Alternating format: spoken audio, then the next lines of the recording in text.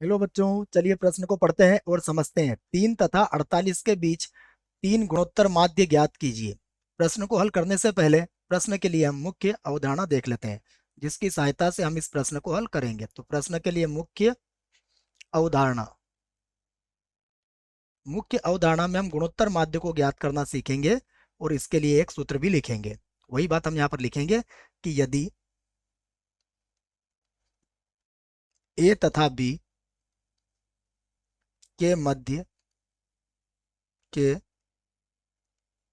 मध्य N गुणोत्तर माध्य N गुणोत्तर माध्य हो तो इस प्रकार बनी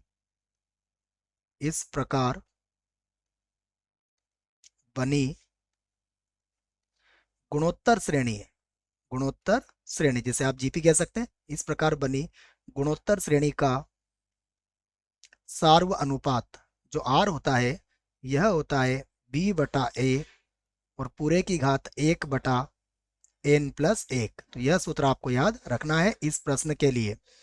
चलिए प्रश्न को हल करते हैं। तो देखिए, प्रश्न में हमें संख्याएं क्या दी हुई है। तो हमें यहाँ पर दी गई है 3 और 48। तो इसके लिए हम मान लेते हैं, माना 3 तथा 48 के मध्य तीन गुणोत्तर माध्य क्रमशः हम मान लेते हैं। क्रमशः देखिए, गुणोत्तर माध्य को हम सामान्यतः G1, G2 और G3 है। ये हमने 3 गुणोत्तर माध्य मान लिए हैं। ठीक है, तो अब आप समझिएगा कि यहां पर हम कहेंगे तब 3 G1 G2 और G3 और उसके बाद 48। ये जो होंगे क्या होंगे, ये होंगे आपके गुणोत्तर श्रेणी में। तो ये आपके गुणोत्तर श्रेणी, जिसको हम जीपी कह सकते हैं, गुणोत्तर श्रेणी में होंगे। अब यदि ये गुणोत्तर श्रेणी में है तो यहाँ पर देखिए, अब हम मान ज्ञात कर लेते हैं इसके। सबसे पहले देखो, यहाँ यहाँ ए का मान क्या है, ए का मान है 3। उसके बाद बी का मान कितना है, बी का मान है 48। और अब यहाँ से हम क्या करेंगे, इसका आर का मान ज्ञात कर लेंगे। तो देखो, आर का मान कैसे ज्ञात करेंगे। आर के मान के लिए मैंने सूत्र आपको लिखवा दिया है, बी बटा ए और इस पूरे की घात 1/n+1।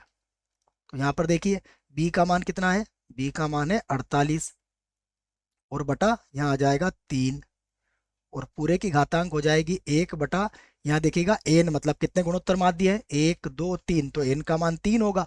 तो 3 और 1 कितना हो जाएगा, 3 और 1 हो जाएगा 4।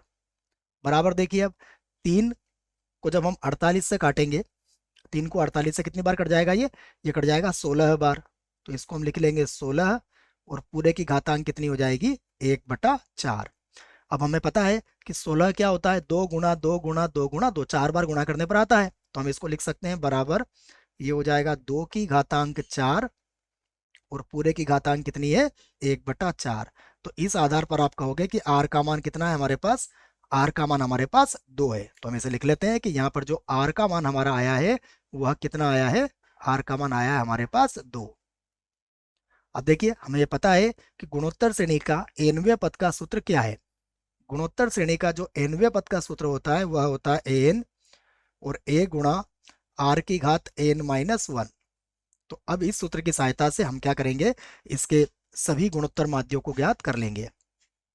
तो सबसे पहले देखिए, यदि हम देखें तो इसका जो पहला गुणोत्तर माध्य है, यहाँ पर लिख लेते हैं हम, अतः अतः देखिए, पहला गुणोत्तर माध्य क्या है, पहला गुणोत्तर माध्य A1। तो A1 कैसे प्राप्त होगा, ए गुणा आर से, आर का गुणा कर देंगे हम इसमें।